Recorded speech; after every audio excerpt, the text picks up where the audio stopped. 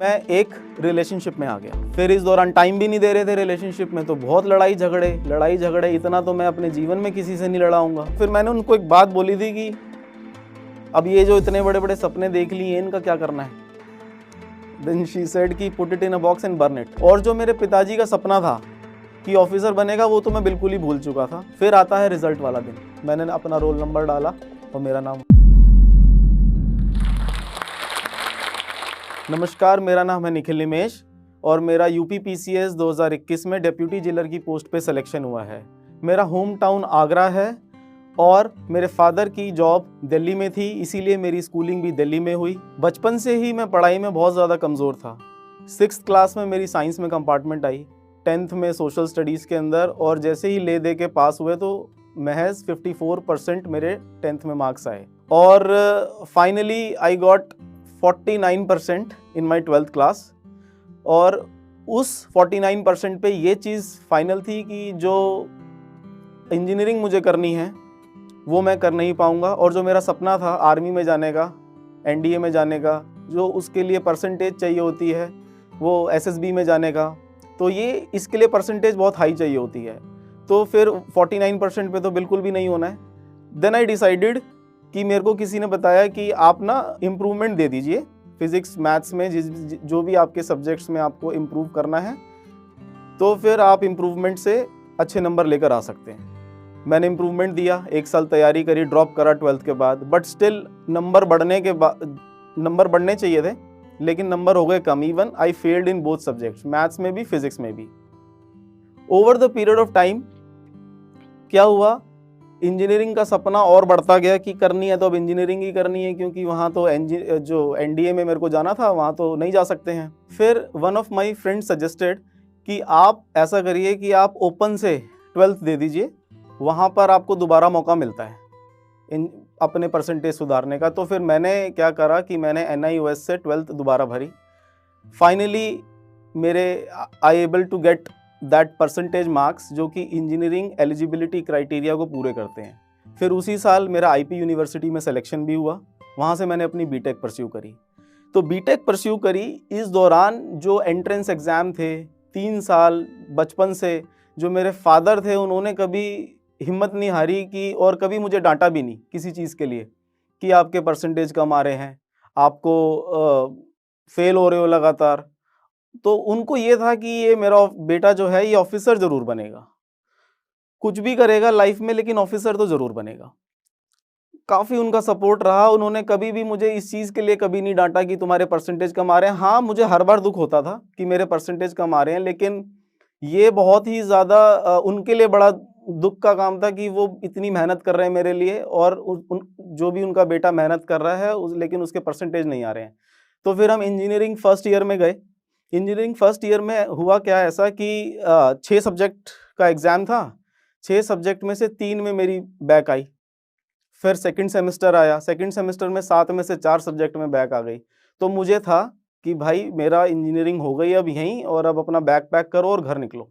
फिर मेरी लाइफ में एक टर्निंग पॉइंट आया कि मुझे बीटेक के अंदर कुछ अच्छे दोस्त मिले, और वो दोस्त इतने अच्छे थे कि वो 90% वाले 95% वाले दोस्त थे मेरे, और उन्होंने मुझे ये सिखा दिया कि पढ़ना कैसे है। तो उनके साथ रह के मुझे ये पता लगा कि एग्जैक्टली एक बच्चे को किस चीज़ पे फोकस करना चाहिए और पढ़ते कैसे हैं। धीरे धीरे पढ़ना शुरू करा। 3rd सेमेस्टर आया, आई cleared all the exam, first semester के भी, 3rd सेमेस्टर के भी। और फिर 4th ईयर में आते आते जब मेरे दोस्तों ने बहुत ज़्यादा मेरा सपोर्ट करा, जिनको हम जनरल शैतान के नाम से जानते हैं, हमारे ग्रुप का नाम था, बहुत ज़्यादा सपोर्ट करा, और इतना ज़्यादा सपोर्ट करा I got 84% in my final year BTech. तो इस तरीके से मेरी बीटेक हुई। फिर मैंने फादर को ये बोला कि मुझे एक्चुअली सिविल सर्विसेज में जाना है। उन्होंने कहा क्यों? मैंने कहा वो बचपन वाला सपना कि यूनिफॉर्म होनी चाहिए, कंधों पे सितारे होने चाहिए।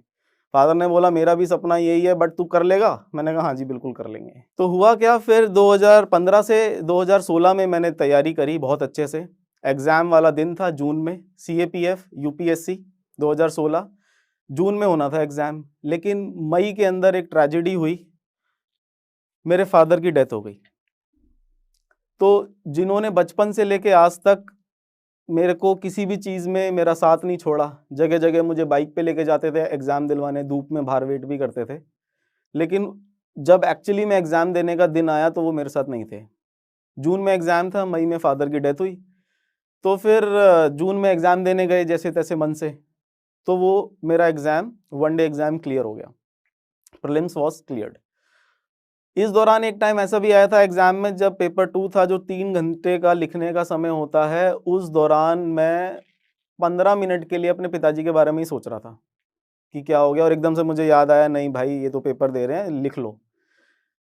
फाइनली प्रीलिम्स यूपीएससी सीएपीएफ के हुआ, मेडिकल हुआ, रनिंग मैंने फिजिकल पास करा, इंटरव्यू गए यूपीएससी में देने के लिए, और इंटरव्यू मेरा बहुत अच्छा हुआ। इंटरव्यू में I got above average marks, बहुत ही अच्छे मार्क्स आए, बट स्टिल फाइनल सिलेक्शन मेरा 1 मार्क्स से नहीं हुआ।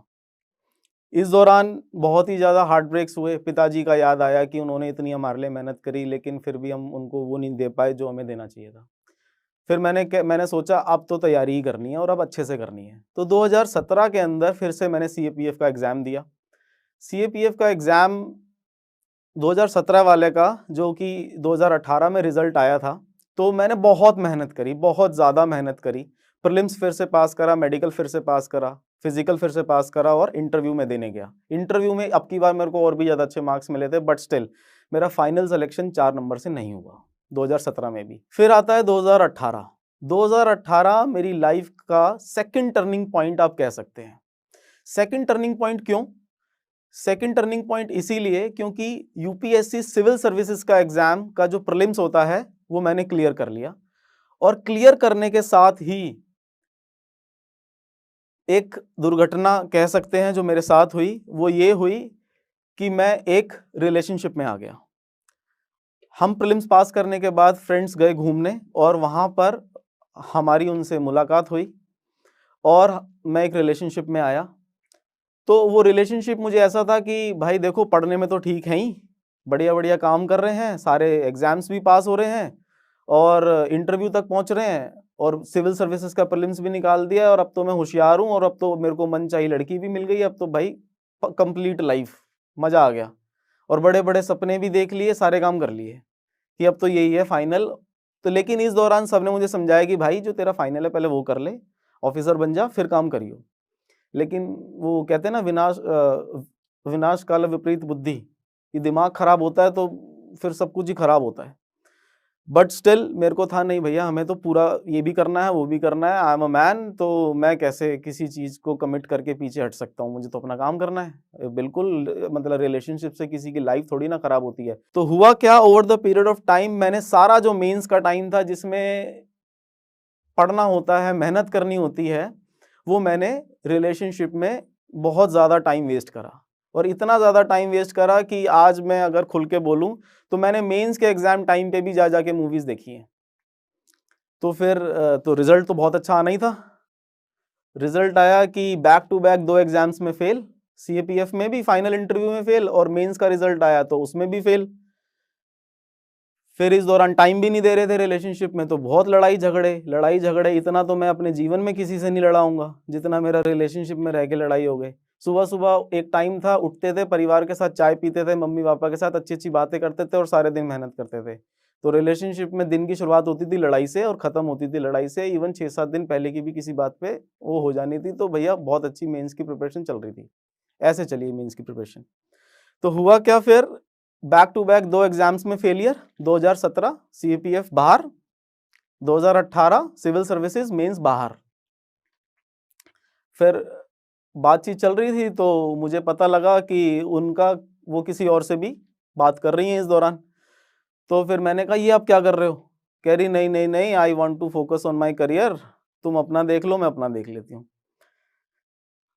मैंने कहा, नहीं, ऐसे नहीं होता है, मतलब मैंने अपना इतना इम्पोर्टेंट टाइम दिया है, और अब ऐसे मतलब करना ठीक नहीं है। नहीं, शी सेड कि नहीं नहीं, मुझे नहीं रहना है और मुझे अपने करियर पे फोकस करना है।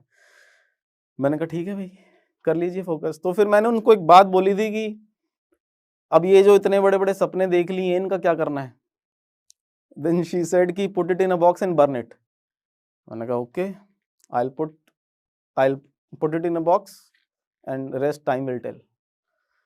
तो हुआ क्या, फिर इस दौरान ना तो नौकरी और ना ही घर वालों का विश्वास खो ही चुके थे।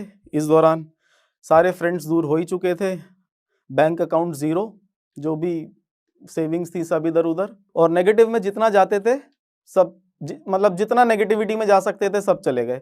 और जो मेरे पिताजी का सपना था कि ऑफिसर बनेगा, वो तो मैं बिल्कुल ही भूल चुका था। उनको जितने किए हुए प्रॉमिस थे वो सब मैं भूल चुका था। किसी की कोई माननी नहीं, कुछ नहीं, कुछ करनी। तो अब मुझे रियलाइजेशन हुआ कि भाई बहुत बड़ी गड़बड़ हो गई है।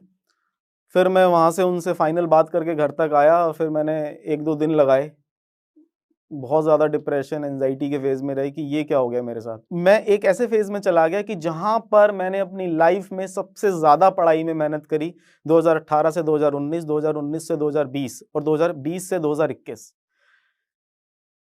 तीनों चारों साल मैं एग्जाम में किसी भी प्रीलिम्स के अंदर मैं पास नहीं हुआ। गया फेल, गया फेल, गया फेल, मुंह लटका के वापस आ रहे हैं। जैसी प्रीलिम्स का रिजल्ट चेक कर रहे हैं वहां पे रोल नंबर आपका नहीं है। तो मुझे ऐसा लग गया था कि जितनी भी मैंने मेहनत करी है, मैं ओवर द पीरियड होशियार होने की जगह मैं नालायक होता जा रहा हूँ। एक वो जो डमनेस का फेज होता है वो मेरी लाइफ में आ चुका है। मतलब मुझे कुछ नहीं आता है और मुझसे कुछ नहीं होने वाला है। एज भी हो गई थी और इसी बीच रिश्तेदारों की भी बातें शुरू हो गई थी कि इतने सालों से प्रिपेयर कर रहा है, इससे एक एग्जाम नहीं निकला, एक सरकारी नौकरी नहीं ले पाया। अरे भाई 3 सितारे की नहीं लेगा, 1 सितारे की तो ले ले। ऐसे ऐसे करके बातें थी। तो अब उनको कौन समझाए कि भाई क्या कर रहे हैं और क्या हमने किया है। बट स्टिल, जैसे कि एक छोटा सा मैं आपको इंसिडेंट बताता हूँ कि जैसे ही एग्जाम का रिजल्ट आता था प्रीलिम्स का, तो जैसे किसी से मिलने गए, तो जो हमारे यार दोस्त हैं या फिर जो भी हमारी एक्सटेंडेड फैमिलीज में है, वो कह देते भाई तेरी नीली बत्ती वाली गाड़ी कहाँ है। तो ये उस टाइम तो बहुत बुरा लगता था। आज जैसे थोड़ा लाइट मूड में बोल रहे हैं, लेकिन उस टाइम रियली बहुत ज़्यादा बुरा लगता था कि नीली बत्ती। तो मैं भी कह देता भाई बहुत आएगी, नीली बत्ती वाली गाड़ी भी आएगी, थोड़ा सा समय रुक जा। कॉन्फिडेंस तो पूरा था कि भाई पेपर तो पास करना ही करना है, ठीक है। क्योंकि उस तरीके का पर्सनैलिटी है कि अगर आप, मेरा है कि अगर आपने मुझे कुछ बोला तो मुझे करना ही है। बट स्टिल करेंगे कैसे भाई, प्रीलिम्स ही पास नहीं हो रहा है, एक मौका तो मिले। तो मैं हमेशा अपने फ्रेंड्स को बोलता था यार मुझे एक मेंस लिखने का मौका मिल जाए, चाहे वो मुझे किस दुनिया की किसी भी भाषा में लिखने का मौका मिल जाए। तो फाइनल एग्जाम में घर में बोल के गया अक्टूबर 2021 के अंदर कि mummy this is my last exam. अब मैं कोई इसके बाद कोई एग्जाम नहीं देने वाला हूँ। जो मैं पहले टीचिंग करता था, जो मैंने 15 में सेटअप छोड़ा था, मैं उसको दोबारा से करूंगा, भले ही टाइम लगेगा, अब कुछ पैसे कमा लिए जाएं। हो गई ईगो जितनी भी मैंने सेटिस्फाई करनी थी कर ली। हुआ क्या, 2021 के अंदर अक्टूबर के अंदर एग्जाम देने गए, प्रीलिम्स देने गए, और आके मैंने टीचिंग शुरू कर दी। मैंने कोई मार्क्स नहीं जोड़े, कोई प्रीलिम्स की आंसर की नहीं मिलाई, सब मार्क्स जोड़ दिए मैंने अपने। चलो ठीक है, मुझे कुछ नहीं करना है, मुझे अब टीचिंग करनी है। प्रीलिम्स का रिजल्ट आया दिसंबर के अंदर, मेरा नाम उसमें था। मैंने पीडीएफ चेक करी, मेरा नाम उसमें था। और 5 दिन तो मुझे यही मनाने में अपने आप को लग गए थे कि भाई तुझे मेंस देने का मौका मिल गया है, वापस आ जा। इतना कॉन्फिडेंस बिल्डअप हो गया था कि ये तुझे मौका जो मिल गया है ना, अपनी जितनी भी अंदर भड़ास है वो सारी की सारी निकाल ले इसी एग्जाम में। फिर 2 महीने का टाइम था, पढ़ना शुरू करा। पुरानी मेहनत काम आई, जो मैंने 2016, 17, 18 में की हुई थी, वो सारी मेहनत काम आई। जल्दी से मैंने मेंस का सारा प्रिपरेशन कर लिया। हुआ क्या, मेंस एग्जाम देने गए, वो 4 दिन मैं आज भी बोलता हूँ मेरी लाइफ के सबसे खूबसूरत दिन थे। इवन जो रिक्शे वाले जो भैया मुझे लेके जाते थे, जहाँ होटल में मैं ठहरा, सबका इतना कॉपरेशन था कि बिल्कुल बेस्ट, कि मजा आ गया। कि वो था, मुझे तो ऐसा लग रहा था मेरे लिए ही हो रहा है। हुआ क्या, पेपर दिया, और मेरी लाइफ का सबसे ज्यादा सेटिस्फाइंग दिन 27 मार्च 2022, जहां पर मैंने अपने व्हाट्सएप पे एक स्टेटस डाला, guilt free zone. Guilt free zone क्यों? क्योंकि वो जो इतना 3 साल का, 4 साल का, 5 साल का गिल्ट था ना कि यार मेहनत नहीं करी, पापा के सपने सारे डुबो दिए, वो ये था कि आज मैं उससे मुक्त हो गया। क्यों? क्योंकि मुझे एक चीज बड़ी खाई जा रही थी कि मेहनत नहीं करी। अब अपनी बिल्कुल भड़ास निकाल के मेहनत कर ली, काम हो गया। पेपर का रिजल्ट आया अगस्त के अंदर, फिर मेरा मेंस क्लियर हुआ। 10 दिन बाद मेरा इंटरव्यू था, इंटरव्यू कॉल लेटर आया। घर में मैंने सबको बताया कि मेरा इंटरव्यू है, और मैं इंटरव्यू देने इलाहाबाद चला गया। 25 जुलाई 2022 को मेरा इंटरव्यू हुआ, और वहां पर मेरा इंटरव्यू बहुत अच्छा हुआ। फिर आता है रिजल्ट वाला दिन। रिजल्ट वाला दिन अक्टूबर 2022, 5 बजे से ही मेरे को फादर की याद आ रही थी, और ये सबको पता होता है कि रिजल्ट आने वाला है आज के दिन। तो फिर ऐसा था कि मैं फादर की कुछ पिक्स स्क्रॉल कर रहा था अपने फ़ोन में पुरानी जो हमारे साथ थी, तो देख के जितना मेरे को मन हल्का करना था रो के वो मैंने कर लिया। 1 घंटा खूब अच्छे से ये काम मैंने करा, खूब रोया, खूब फादर को याद करा कि मैंने कहा अब जो है सब यही है। मैं कंप्यूटर खोला, देखा रिज़ल्ट आ चुका था, पीडीएफ खोली।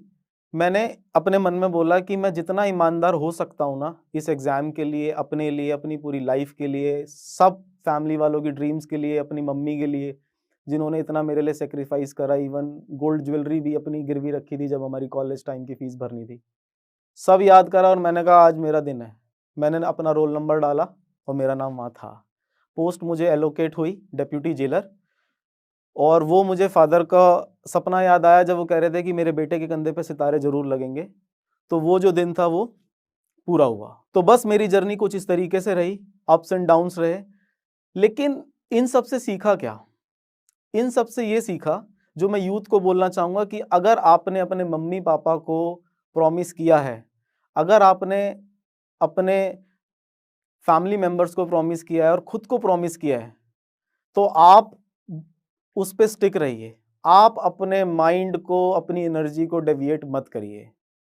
मैं अपना एग्जाम्पल आपको देना चाहता हूँ। मेरे छोटे भाई ने मेरे लिए इतने सेक्रीफाइसेस करे, हर फैमिली मेंबर ने मेरे लिए सेक्रीफाइस करे, लेकिन मैंने क्या किया? मैंने उनके सबके सपने तोड़े। इवन मेरे भाई ने भी मुझे बोला था कि ये सब मत कर, बट स्टिल नहीं माना। लेकिन अब ये है कि अब सारे खुश हैं, सिलेक्शन हो गया है, बट स्टिल वो मैंने जो टाइम खराब करा वो तो कभी वापस नहीं आएगा। तो यही है कि आप एम के लिए अपने लगे रहिए, सिलेक्शन आपका ज़रूर होगा, और अपने सिर्फ और सिर्फ जो भी आपके फैमिली मेंबर्स के और आपके सपने, आप उसे पूरा करिए। बहुत ज़्यादा इंपॉर्टेंट है, बहुत ज़्यादा इंपॉर्टेंट है। जाते जाते मैं सिविल सर्विसेज एस्पिरेंट्स को एक ही एडवाइस देना चाहूँगा कि जो भी आपने एम करा है उसके लिए पूरी मेहनत करिए, क्योंकि ये सिर्फ आपके सपने नहीं हैं, आपकी पूरी फैमिली के सपने हैं और सोसाइटी को आपसे बहुत ही ज़्यादा उम्मीद है। तो इसी के साथ जय हिंद, जय भारत।